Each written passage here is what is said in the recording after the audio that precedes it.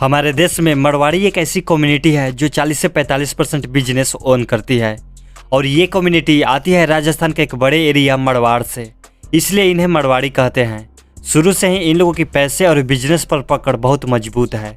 पर हैरानी की बात यह है कि ये कोई बहुत ज़्यादा अच्छे एजुकेशनल बैकग्राउंड से नहीं आते। ये सोशली भी थोड़े कंजर्वेटिव होते हैं और तो और ये लोग इंडस्ट्री में भी बहुत लेट आए थे। इंडस्ट्री में देखा जाए तो सबसे पहले बंगाली लोग आए थे। वो एजुकेशनल वाइज भी मरवाड़ियों से बहुत आगे थे और सोशली भी मॉडर्न थे।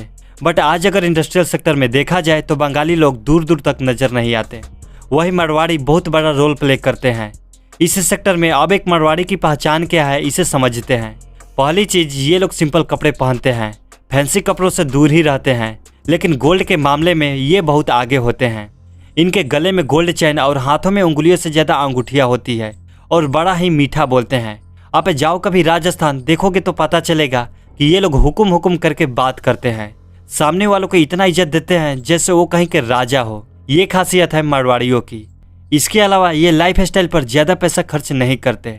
ऐसा नहीं कि महंगी घड़ी ले ली, बड़ी गाड़ी ले ली, नहीं, सिंपल रहते हैं ये लोग। आप इनका रहन सहन देख के बता ही नहीं सकते हो कि ये अमीर है या गरीब। इसके अलावा ये लोग फालतू ट्रैवल भी नहीं करते। घर में बच्चे की तबीयत खराब है, डॉक्टर के पास ले जाना है, ले जाएंगे, फिर बच्चे को कहेंगे तू यहाँ बैठ, तब तक मैं राशन ले आता हूँ। गए थे बच्चे का इलाज कराने, साथ में राशन भी ले आए। यह है मारवाड़ी दिमाग जो टाइम के साथ पैसा भी बचा लेता है। अब आते हैं बिजनेस पर। इनका बिजनेस करने का तरीका बहुत पुराना और असरदार है। मेनली मारवाड़ी लोग ज्वाइंट फैमिली बिजनेस चलाते हैं, जहाँ अगर मानो पिताजी की मिठाई की दुकान है तो उसमें बड़ा बेटा काउंटर पे मिठाई पैक करेगा, उससे छोटा वाला मिठाई बनाएगा, सबसे छोटा वाला टेबल साफ करेगा और खुद पिताजी गले पर बैठेंगे। यानी सारे फैमिली के लोग मिलकर बिजनेस चलाते हैं। इससे होता क्या है, एक तो लेबर कॉस्ट 0 हो जाती है, दूसरा ज़्यादा टाइम तक काम हो सकता है क्योंकि सब घर के ही आदमी हैं, और तीसरा क्वालिटी मेंटेन रहती है क्योंकि सभी के सभी अपना ओनर ही है। तो ज़्यादातर मारवाड़ियों का यही तरीका होता है बिजनेस शुरू करने का। इसके अलावा इंडिया में जो भी बड़े बिजनेस हैं like D mart, Haldiram, Lenskart, Myntra, OYO, Zomato, Flipkart, सबके सब मरवाड़ियों के हैं। तो कुछ तो ऐसे सीक्रेट्स होंगे इन लोगों के पास जो ये लोग पिछले कई सालों से पैसे बनाने के मामले में टॉप पर आते हैं। तो आज के इस वीडियो में हम उन्हीं सीक्रेट्स के ऊपर बात करने वाले हैं। तो चलो फिर शुरू करते हैं। फर्स्ट है अपॉर्चुनिटी सीकर। 2005 में फोर्ब्स मैगजीन ने टॉप 3 रिचेस्ट लोगों को रैंक किया था। उस वक्त नंबर 1 पर थे माइक्रोसॉफ्ट के फाउंडर बिल गेट्स, नंबर 2 पर थे इन्वेस्टर वॉरेन बफेट और नंबर 3 पर थे स्टील इंडस्ट्री के रूलर लक्ष्मी मित्तल, जो एक मरवाड़ी बिजनेसमैन थे। जहां बिल गेट्स अपना पैसा कंप्यूटर और टेक्नोलॉजी में लगा रहे थे, उसी टाइम मित्तल जी अपना पैसा स्टील इंडस्ट्री में लगा रहे थे। उन्होंने जब स्टील में अपना कैपिटल इन्वेस्ट किया था तो उस वक्त इंडस्ट्री बहुत बुरा परफॉर्म कर रही थी क्योंकि स्टील में रॉ मटेरियल की प्राइस भी मार्केट डिसाइड करती है और फिनिश्ड प्रोडक्ट की प्राइस भी आप तय नहीं कर सकते। ऐसे में इस बिजनेस में घुसना ही बड़ा रिस्क का काम था। प्रॉफिट निकालना तो दूर की बात, पर मित्तल साहब ने तय कर लिया था। 1976 में उन्होंने स्टील मिल्स की सेटअप की और सारी प्रॉब्लम्स के बावजूद उन्होंने one of the largest and profitable steel business build किया। अब सवाल ये उठता है कि कैसे? जवाब है अपॉर्चुनिटी के देख के। जहां 1980 में बाकी लोग डोमेस्टिक मार्केट में स्टील का बिजनेस कर रहे थे, लक्ष्मी मित्तल ने इंटरनेशनल मार्केट में बिजनेस करने का सोचा और उस वक्त इंटरनेशनल मार्केट में कोई बड़ा प्लेयर था ही नहीं, इसलिए ये बहुत जल्द ही अपना स्टील का बिजनेस ग्रो कर पाए थे। तो मरवाड़ी लोग में ये खासियत होती है कि वो अपॉर्चुनिटी को कभी भी हाथ से जाने नहीं देते, वो हर चीज में बिजनेस ढूंढते हैं। सेकेंड है सेल्फ मैनेजमेंट। मरवाड़ी आदमी काम किसी से भी करवाए पर गले पर वो खुद बैठेगा। जो भी हिसाब किताब होगा 1-1 रुपये का वो खुद करेगा। पैसे के मामले में यह किसी पर भी भरोसा करते ही नहीं। मरवाड़ी गले से इतना चिपकता है जितना कि एक छोटा बच्चा अपनी माँ से। इस पर एक छोटा सा इंसिडेंट है जो मैं आपको सुनाता हूँ। एक बार एक मरवाड़ी अपनी दुकान में बैठा गले के पीछे पैसा गिन रहा था। ऐसे में एक भिखारी बाहर रास्ते से गुजर रहा था।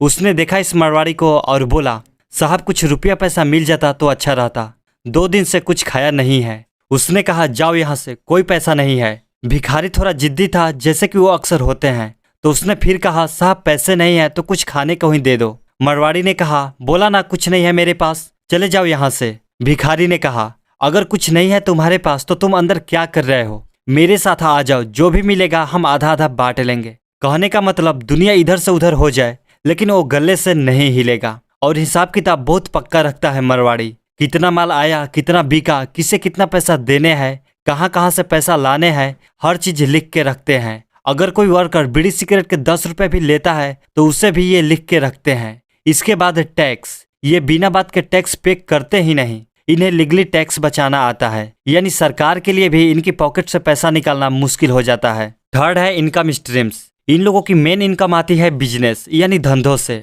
कुछ भी हो जाए पर इनकी खुद की दुकान जरूर होती है, मिठाई की हो, कपड़े की हो, सोने चांदी की हो, लेकिन दुकान जरूर होती है। इनका मानना है कि घर में रोकना कितना भी हो पर बिजनेस रुकना नहीं चाहिए। दूसरा, इनकी रेंटल इनकम होती है, कहीं से प्रॉपर्टी का रेंट आता रहे तो बहुत अच्छा है। तीसरा, इंटरेस्ट इनकम, ब्याज नहीं छोड़ते हैं ये लोग। मारवाड़ी लोग पहला ऐसा आदमी है जो रिश्तेदारी में ब्याज पर पैसा दे सकता है, उसके बावजूद रिश्ते भी बना के रखता है और ब्याज भी वसूल लेता है। और अगर ऐसे पैसे मांग लो तो कहेंगे मेरे पास पैसे कहाँ है जी, और कहो कि ब्याज दे देंगे तो कहेंगे कितना चाहिए भाई जी। अबे भाइयों वाली बात है, हम मदद नहीं करेंगे तो कौन करेगा। और ब्याज की बात नहीं है, मुसीबत में अपना आदमी ही तो काम आता है। एक और बात, पैसों को कभी ये खाली नहीं पड़ा रहने देते, लॉन्ग टर्म इन्वेस्ट कर देते हैं। ज्यादा स्टॉक्स वगैरह अगर इन्हें समझ नहीं आता है तो भी प्रॉपर्टी और गोल्ड में इन्वेस्ट कर ही देते हैं। और जहाँ ये इतना पैसा कमाते हैं वही ये चैरिटी और डोनेशन भी करते हैं। गांव में कुछ बनवाना है, किसी को पैसे की जरूरत है, कोई चंदा इकट्ठा करना है, ये लोग अपने हिसाब से डोनेट करते रहते हैं। फोर्थ है लॉन्ग टर्म विजन। मारवाड़ी लोग कभी भी शॉर्ट टर्म में नहीं सोचते। वो जब भी कोई बिजनेस करते हैं तो ये सोच के चलते हैं कि आने वाली कई जनरेशन तक धंधा चलते रहना चाहिए।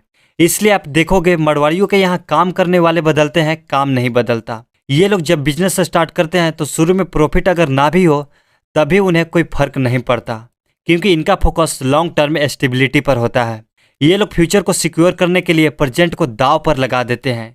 इसलिए शुरू में कुछ साल बिजनेस में जो प्रॉफिट होता है उसे भी ये वापस से री इन्वेस्ट कर देते हैं ताकि बिजनेस एक्सपेंड हो सके।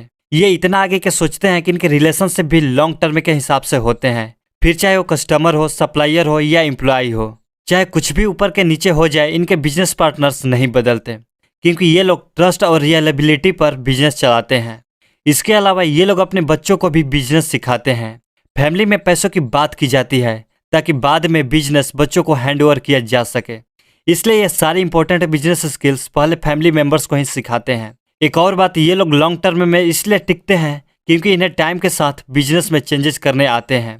ये लोग फ्लेक्सिबल और अडेप्टिव होते हैं। ये अपनी कोर वैल्यूज को भूले बिना प्लान्स और स्ट्रेटेजी में चेंज कर देते हैं ताकि बिजनेस हर सिचुएशन में प्रॉफिटेबल ही चलता रहे। फिफ्थ है वैल्यू ऑफ प्रोडक्ट। ये लोग प्रोडक्ट को वैल्यू के बेस पर ही खरीदते हैं। अगर कोई प्रोडक्ट की कीमत उसकी वैल्यू को जस्टिफाई नहीं करती तो वो इसे नहीं खरीदते हैं, यानी इमोशनल वेस्ट बैंक करते ही नहीं हैं। आजकल कुछ लोग महंगे स्नीकर्स खरीदते हैं, 5,000, 10,000, 50,000, इवन लाख लाख रुपए के लोग जूते खरीद रहे हैं और फिर उन्हें घर में एज ए कलेक्शन रखते हैं। मारवाड़ी ऐसा कर ही नहीं सकता। उससे तुम कहोगे ये 50,000 के जूते हैं, वो तुरंत कहेगा क्यों भाई इसमें सोने लगे हैं क्या, ये तो 500 रुपये में कहीं भी मिल जाएंगे। सामने वाला कहेगा सर ये लिमिटेड एडिशन है। मारवाड़ी कहेगा ऐसा कुछ नहीं होता है, जूते ही तो है, 50,000 दे के इसे क्या मैं सर में पहनूंगा।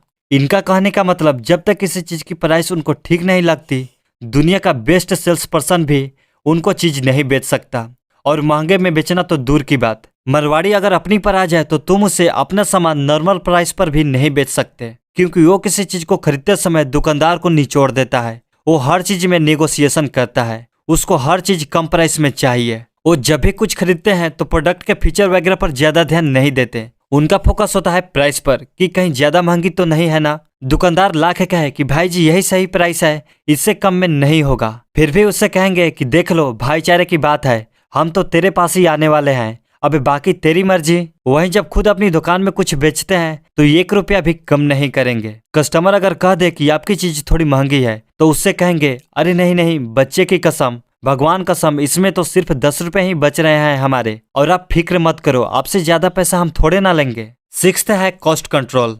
मारवाड़ी आदमी बिना बात के 1 रुपया भी खर्च नहीं करता, ना अपने लिए ना बिजनेस के लिए।